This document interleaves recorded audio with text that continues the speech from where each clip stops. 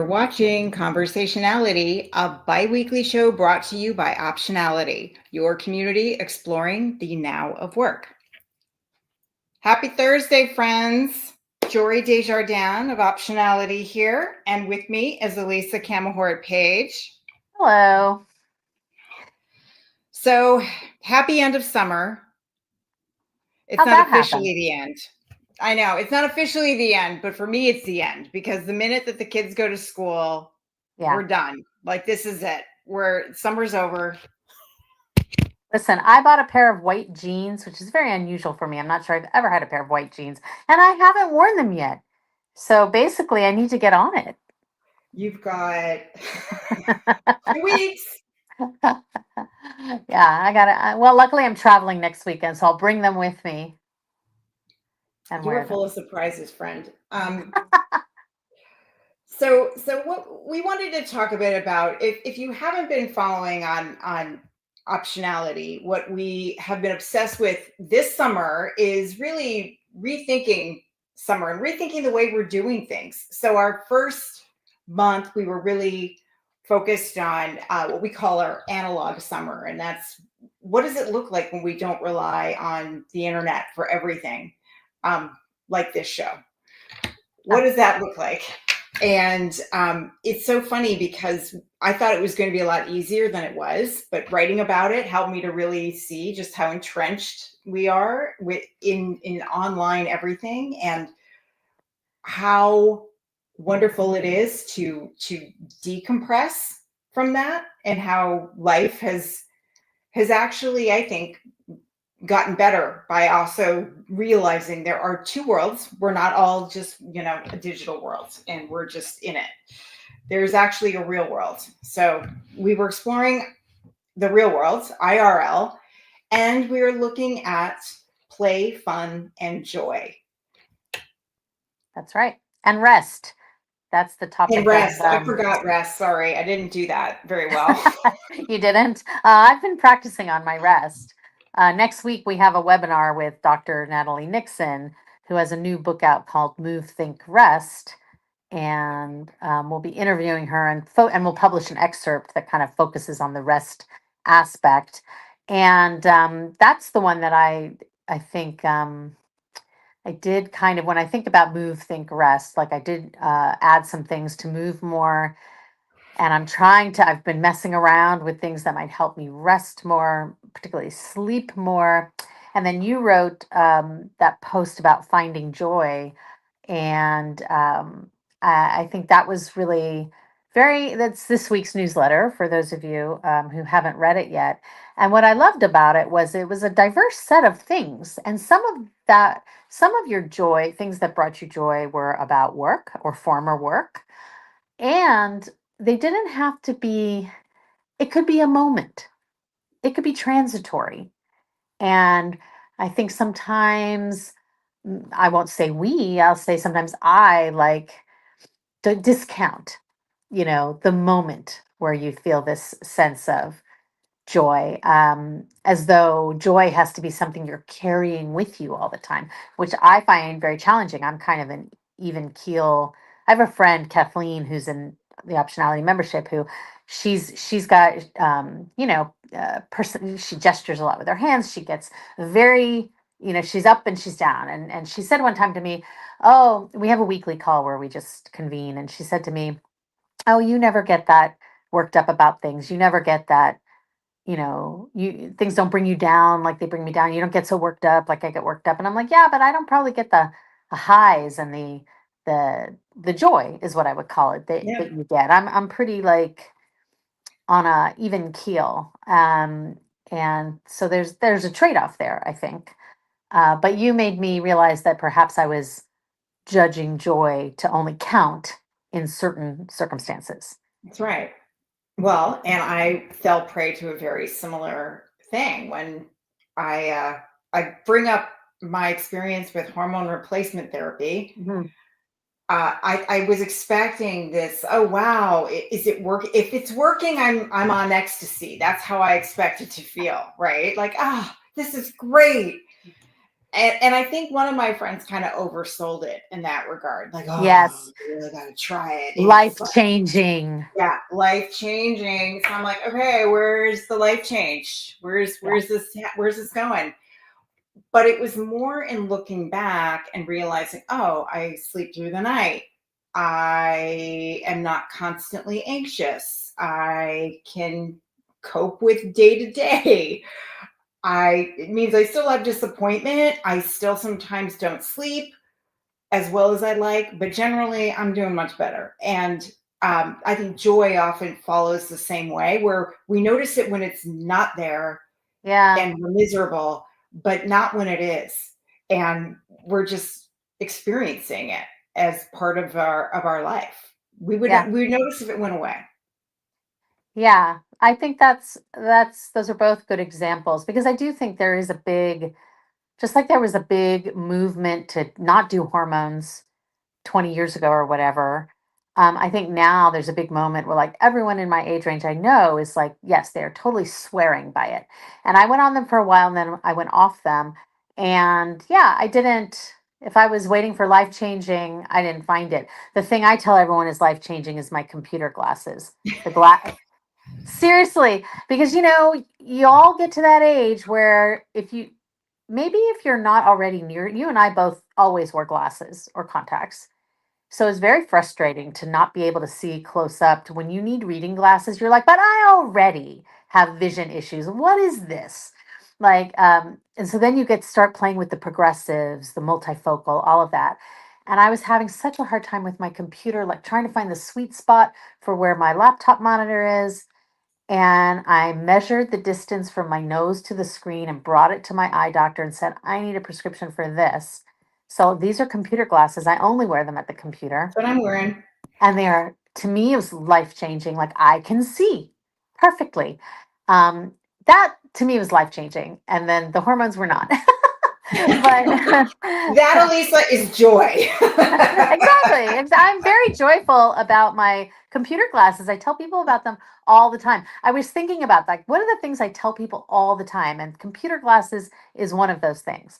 Like to just be able to, and I think those of you who did, I grew up nearsighted. I grew up wearing glasses and contacts. Like to just put something on and you can see without, and then as you get older, without having to adjust your head around and try to find that sweet spot is amazing. Very, very life changing.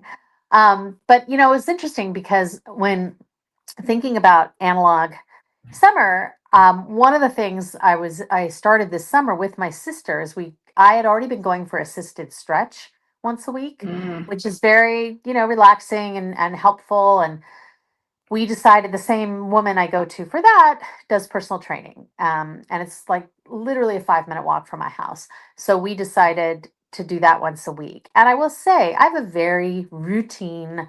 I walk every day. I do a certain little set of stretches on my own every day. I do a certain little set of squats and lunges and counter push ups. I have these little teeny weights. I have my own little routines and I'm very comfortable with them and I don't really change them. No, I do not increase the weight. No, I do not, like I just do like here's my routine. I know this isn't great. I mean, I know, but I feel good I'm even doing that at all. So we decided to do this personal training. And I have to say, some things when she first shows them to us or we first try them, there's a part of me that's like, I can't do that. Like, oh no, that's not going to work. My wrists are, I don't, my hands don't, I can't do that. I can't do this. And some things I do have to adjust, like doing planks on my wrists. I do them on my elbows Oh, yeah. on a bench. Anyway, but today was maybe our fourth week in a row doing it. And I was like, I can actually probably do more than I think I can do. I can like, and I can get better at I mean, they get easier. Like this is any normal person would know this is true. But I think one thing about getting like doing something different in my analog life, changing up the routine, trying something a little harder, doing something a little more like it just kind of today I was just kind of realizing, oh, I can do more than I think, and I can try more than I think, and I can um, and I can get better at things. Like I can, if okay, maybe it feels super awkward week 1, but by week 4, like piece of cake. I can do that. And that's also helpful to change up what your analog routine is, um, even if you have one, to change it up a little bit. Part of my column, and we're back to the analog thing and joy, was your remembrance of the 20th anniversary of Blog Her, the event, the The conference, the first first one. conference that we ever did. And it was so meaningful because it was a live event. Yes. Of course, we built an online business after that, right? Right. And that's what people may know Blog Her about. But really, it was built off of a live event where 300, mostly women, came into town. Very few of us actually knew each other at that Hmm. point. And from that moment, forged friendships that would sustain 20 years later. I mean, seeing these people come back, it just dawned on me how important live Yeah. events are. And here we were, all digital people, and Yeah. building platforms online, and yet that was the part that I think truly solidified the relationship, was having that on that live event presence. And for people who were there, it's like a shared, you know, I'm not going to put on the level of, oh, when people say, oh, when Kennedy was shot, we, for those of us who were alive, right? It's like, oh, for those of us who went to the first Blog Her. But it is a shared moment, and it Yeah. is something that, even if you had a crappy day that day, that was a shared moment that just brings joy, and knowing that others shared that kind of magic of this community Yeah. coalescing. So that for me was very, very impactful. And I'm bringing this back. So I lost a friend this Mm. summer, as you know, my dear friend Margot, and there's a memorial in New York. And Oh, when is it convenient to just take a trip across the country? Never. But there are going to be people I haven't seen mm. in years, maybe more than 20 years, who are going to get together, and I just have to do it. I have You to have go. to. And Yeah. I mean, this is, talk about an analog existence. This was back in the 90s that we met, and we did a lot of stuff together, went to a lot of clubs, did a lot of stuff. And this is about kind of remembering that part of my life, and of course remembering her and what she meant to me. But it's meaningful on so many levels, I can't tell you. Yeah. I have twice, I think. I have some travel coming up in September, and it was making me realize I haven't really traveled.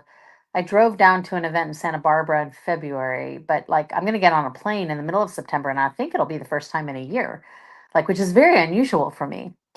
Um, and a part of me was wanting to bail on the thing that I'm going to fly to in Santa Fe. But I have a really good friend who lives there, and if nothing else, I really want to see her. But also to go to this event, and then I'm remembering that this is the event last year that I went to, the Dent conference, where Yeah.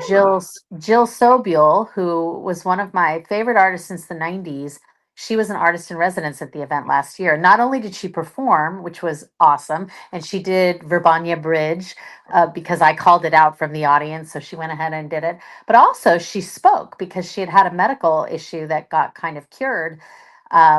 And so she was there with her doctor, and she kind of talked about it. It was a neurological thing. And of course, she passed this year. She died in a house fire, which is tragic. And I'm so glad that I went. There's things you can't replace. And I'm thinking about, there are two times I can think of in my fairly recent memory when I flew to New York for a weekend. One was Sondheim, who was my idol, Stephen Sondheim, the composer. He had a show that he never quite finished, but a theater was going to put it on its feet and work with someone who had been working with him on it to complete it. And this is the last new work we'll ever see from him. So I did go. Just, I mean, once I was going for the weekend, I planned other things, but that was the impetus. And the other time was something that sounds really silly, but again, it's like my favorite thing.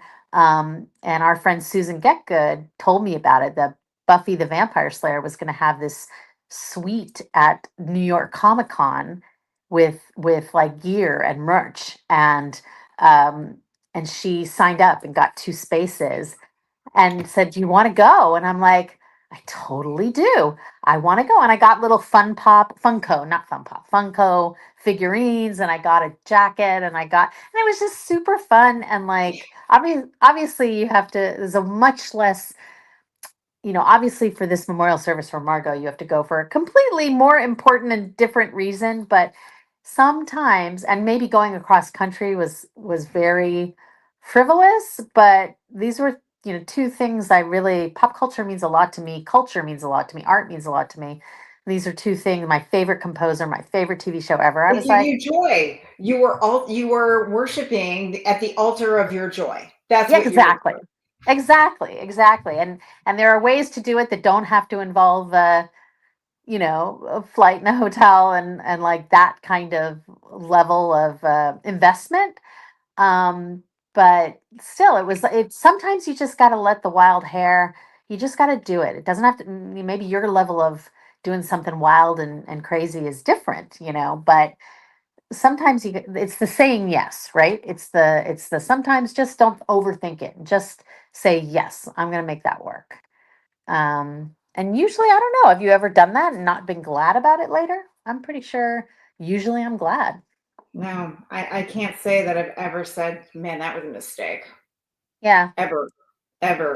It's the things you didn't do that you're like, "Ah, I should have gone and done that. I should have been there. I should have seen that. I should have." Yeah, for sure. I think. Um, but you in your story about joy, you talked about some things like rituals and Mhm. traditions, which like talk about the firefly ritual, because Oh, that's yeah. I mean, I do it every year. I do it with my kids now, but I did it even when oh, I didn't have kids. When I would go back east, because the thing I loved about going back home, and I'm from the Midwest, it's always hot and sticky in the summer, and at night it's perfect, right? At night though, you can go out and yeah, sometimes it's hot and it's sticky, but you can go out without having to wear a jacket, which in Northern California is pretty rare, yes, okay. right? You can go out, you Yes. can run around, it's amazing. There's something about it. I can deal with it at night. And that's when the fireflies come out, right at this very specific time of day. There's 20 minutes, like that's your shot. And they come out and you just see little beep, beep, beep, depending on where you are. And I didn't catch them for a long time. But then, of course, once I had kids, we had to catch them.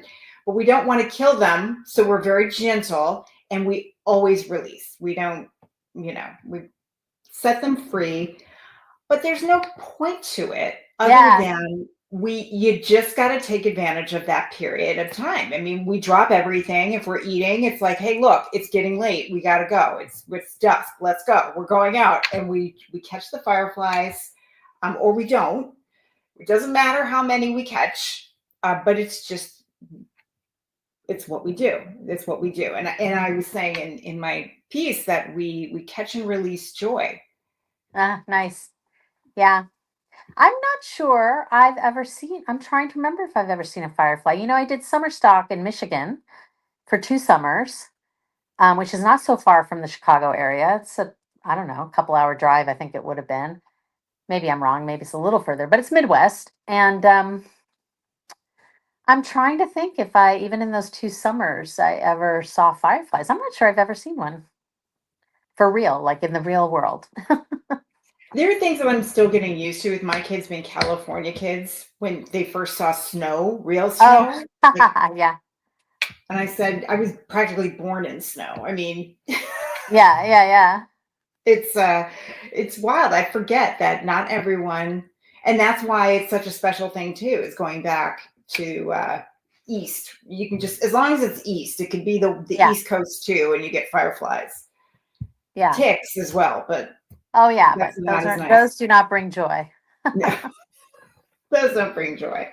But these are kind of these inexplicable things that we have to include, or else we're not done. We're Yeah, not complete. And I don't care what else I have on the calendar or what I'm planning to do when I'm home, when I'm back in Chicago. I just have to get that Yeah. checked. Just And I think if you watched our conversationality from a couple weeks ago with Shireen Etasam talking about play and how she defined play as not just like a game, but just the sense of like no, um, it could just be its own value. It's in and of itself, it has a value. It's not necessarily about competitive play.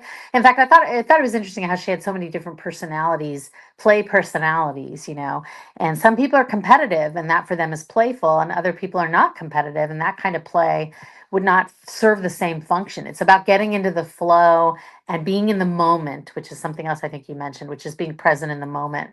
And when I think about the conversation I'm going to have next week with Natalie, her point is that productivity doesn't mean doing the tasks, I always say this about how I write, which is I'm thinking it's fermenting in my brain for a long time before I ever put fingers to keyboard. And so I think her whole premise is that doing other things, moving, resting, daydreaming, thinking improves the quality when you go to do the task, when you go to do whatever it is that you have to actually like check the box on. It improves it to give yourself the space for those things.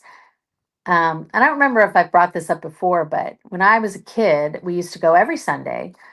My dad got his citizenship when he married my mom, and then he brought over his parents and all my aunts and uncles from the Philippines, and they all settled in the Bay Area. So every Sunday we went to my grandparents' house, and there was a big family gathering.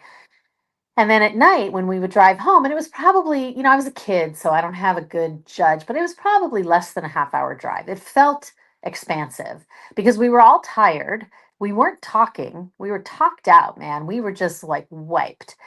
And so it would be nighttime, the sun is down, people are just being quiet, and I would stare out the car window and just daydream. And now when I drive and see all the minivans with the TV screens in the back and all the media, and I'm like, when do kids get the space to just daydream? I don't know. I don't often feel like I'm a get off my lawn type of person. But that thing makes me feel like, oh, we had it maybe a little better back then when we're left to our own mental devices, not just the fact that you left the house in the summer and you came back when it was dinner time and like nobody really knew where you were or what you were doing, all that kind of mythologizing about people our age and what our free range childhood was like. I don't really get too romantic about that, like, but I do think about the just kind of daydreaming I did, and like, when do people daydream now? When do your kids daydream, Jory? well, we actually worked on it Oh, because this was the first summer they were not overprogrammed. nice.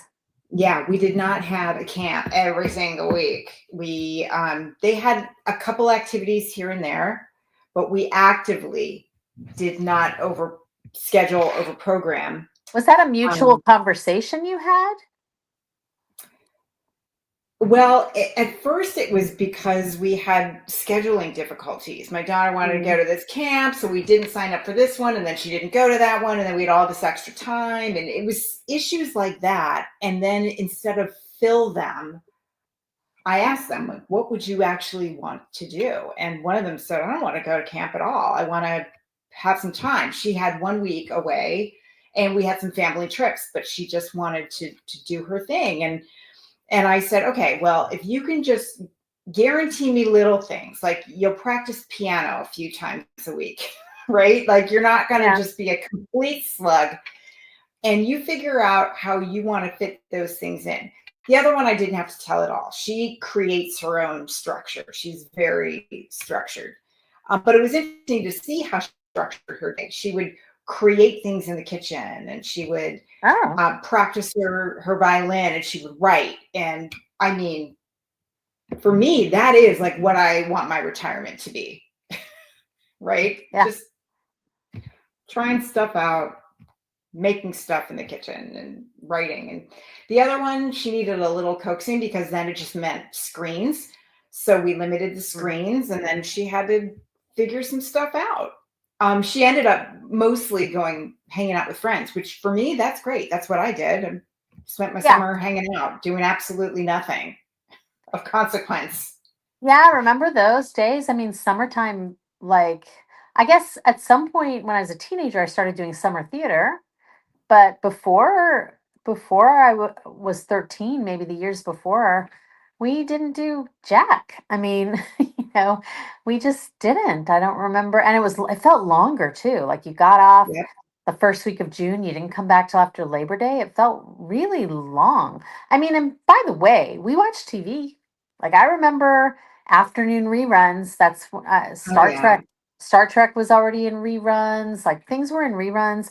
I watched the soaps because you were either an ABC soaps or an MB. Like everyone had, I was an ABC soaps So was I. person. So all my children, One Life to Live, General Hospital, and even I remember Ryan's Hope, and so I would watch some. So I was like doing all sorts of just random shit. Nobody was paying any attention to what I was doing. And then when I was Yep. a teenager, I did theater. But even I think the theater we rehearsed might have rehearsed in the early evening. I'm not remembering exactly. But it's just we had screens even back then. It was maybe more passive even just watching TV. But all of that, like Wasn't sometimes everything. we've been watching, so sometimes, not everything digital doesn't involve rest or joy or whatever. We've been watching, I was just exchanging comments on Vanessa DeLuca's Substack. I don't know if you remember, she was the editor in chief of Essence for a long time. And she has a Substack now, a couple of them actually. And she was talking about Stanley Tucci's Italy show. Now, he had one on CNN called Searching for Italy. And I feel like he had extra episodes they never aired. So now it's over. Hmm. It's on another channel. I'm not sure which one, just called In Stanley Tucci in Italy. And I've seen that.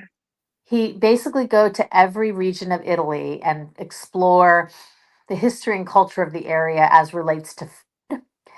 Now, like almost any food show on TV, it's 90% food I wouldn't eat because I'm a vegan, right? So it's 90% meat, fish, dairy, like the amount of scenes I've seen of people savoring cheese, even just cheese. And sometimes I have to look away because they were showing how they got caviar on one of the episodes. And I was like, oh, I don't need to. No, thank you. But Stanley Tucci is like, he's just a little soothing balm for the soul. He's so nice. His voice is so nice, and I find him very relaxing to listen to. Big So, Night.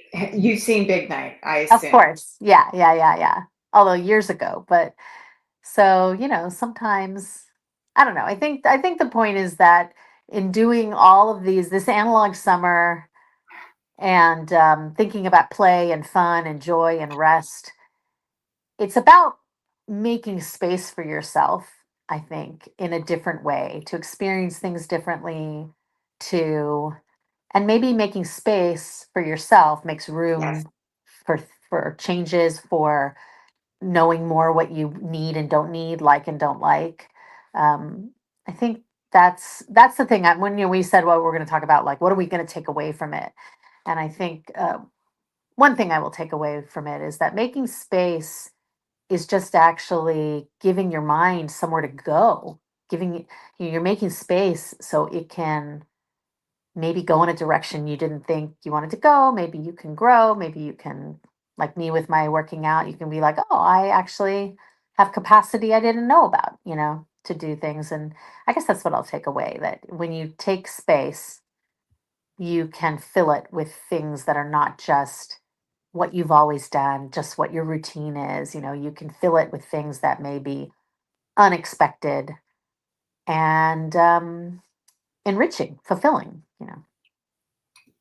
Well, my takeaway is simply that I felt like I was returning to myself in these moments Ah, and that I've often equated work with stuff that is not, that's not the play.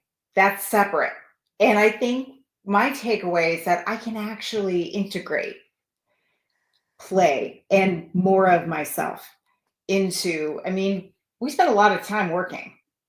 Yes. That's a lot of self-sacrifice, right? And it Yeah. doesn't have to be that way. We can actually play while working. We can actually integrate these little tiny things that just make life better.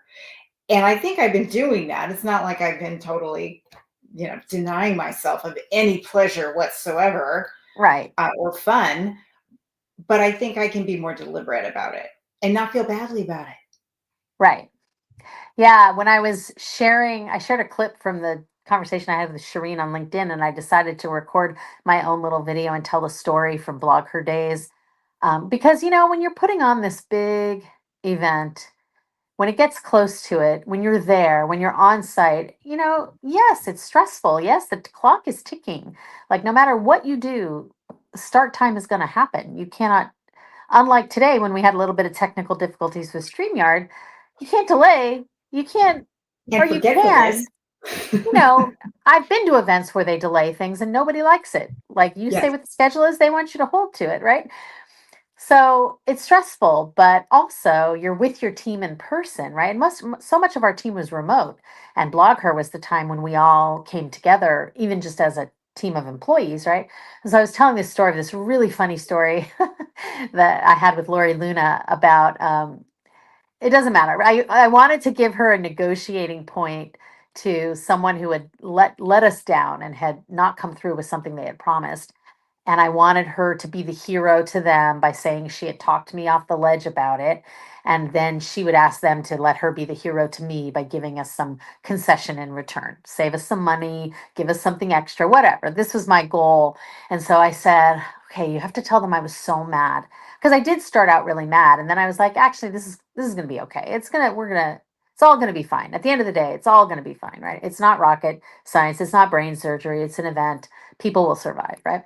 So I said, you have to tell them I got so mad.